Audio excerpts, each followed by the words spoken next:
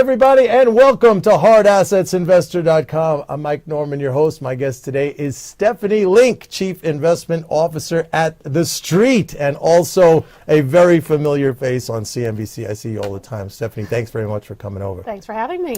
Now, I'm really happy to have you here because I know you are a very active investor, and I want to get your perception now on something that's kind of curious to me. I'm sure curious to a lot of people. You see the stock market very, very strong, yet there's this sort of market investor psychology out there, this perception that, either things aren't that great or the stock market is off in la-la land somewhere and we're going to have, I saw recently predictions of like a 40% crash like tomorrow, right? 1929 yeah, comparisons. And it's coming from thoughtful people, and I don't use that term very often, but it is. What do you make of it? Because I kind of think, remember the old days, the stock market was a pretty good indicator, and the fact that it's strong, maybe we are going to see a growth rebound. We do want the wall of worry, though, right? That always is a good thing. So when everybody is bullish, that's when I get very worried. So right now, there's still quite a few out there that are not. I think the biggest issue right now is that the economic data has paused. And that's not jiving with higher stock prices, right? When you see ISMs and PMIs that had been progressing, and you had seen retail sales and auto sales that had been increasing, all of a sudden start to pause or actually decelerate. That is what I think people are concerned about, because the headlines are not great. The job numbers, the reports that we've had the last two, not great. So some of this is distorted by weather, for sure. And in fact, this week we've heard from several retailers that have said, we don't want to blame it on weather, but there is certainly some impact here. So I think we have to get through the next month, because February isn't so great either, right? Because we've had all this weather again in the Northeast. I think you have to get through March and April to get real data and see where we are in the economy for people to get confident that we're going to get out of this 2.5–3% GDP. Now, here's another thing that I find very interesting is that, remember leading up to November of last year, December, there was all this buildup about the taper and the removal of stimulus, right? And then so the Fed went forward on that in December. They did it again in January. They're talking about continuing this now on a monthly basis. And yet, if you look at some things, like I look, for example, at gold, I look at some economically sensitive, let's say, currencies like the Australian dollar, okay, which is a commodity sort of sensitive currencies. Those things have gone up since the taper announcement. It's kind of, those markets at least are kind of saying, hey, look, that's not all that it's cracked up to be. If you're thinking about that being a removal of stimulus, and in fact, the stock market has pretty much shrugged it off as well. I mean, what's going on there, do you think? Well, the Fed wouldn't be doing it if they thought that this pause I just talked about was something that was more concerning, that it was going to be more permanent.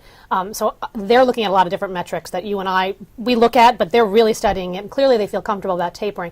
They're still going to be very accommodative, right? I mean, they're still going to keep interest rates low, probably until end of 2015. And so I think that there's uneasiness about what's going to happen, how they taper, how successful they are. So I think that's why you've had gold go up, because there's a little more anxiety out there, certainly.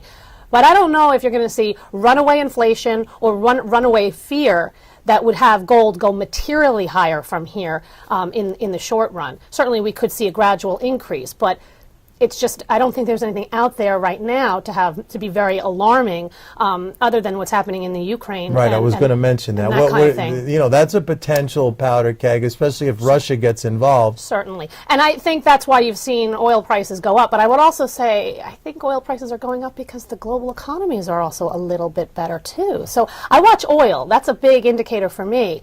And it stayed pretty strong. Again, might be some political, but I do think there's some growth there as well. Yeah, I totally agree with you with the oil. We actually had Dan Dicker here as a guest last week, and we talked about that, the fact that oil has held very steady, strong, in fact, despite all we hear about more production, America becoming an exporter of oil again, and yet it has to speak to demand. That's what I think. I agree. What about the China situation? I know a lot of people are looking at that. From day to day, it looks shakier than the day before. Could that be another surprise in a positive way? Oh, I certainly think so. The PBOC is really determined on 7.5% GDP.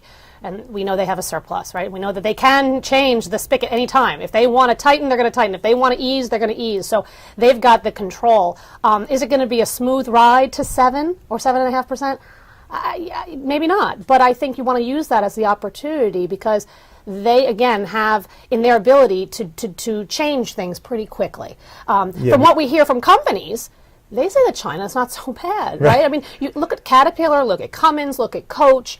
There's a lot of companies that are saying some pretty good things about China. So I don't think you want to get too negative on China, and that, as you say, could be the upside. And I also think the whole credit bubble fear there, and you alluded to it, it's overblown for the very reason that the banks in China are state banks. Sure. They're basically fiscal agents of the government. So it doesn't matter if they keep lending. The government's there to just keep pumping, RMB into the system to any degree that it wants. So I think this fear of a credit bubble bursting, that's an out of paradigm way to look at it. And at the same time, what they're doing is targeted stimulus efforts. So you don't wake up one day and you all of a sudden you hear, interest rates are coming down in the traditional manner. But you are hearing about targeted stimulus efforts for the consumer and for certain pockets of the economy there to keep things going. So I think that, China, I think they're going to be able to do it, and I think that people are thinking that it's going to be a lot worse than 7%. Now, here's another thing. Now, I'm getting a little bit nervous here because you and I were very bullish and we agree, but maybe we're the smart ones. Although we were selling some stocks this week. We were taking some profits, of course. So,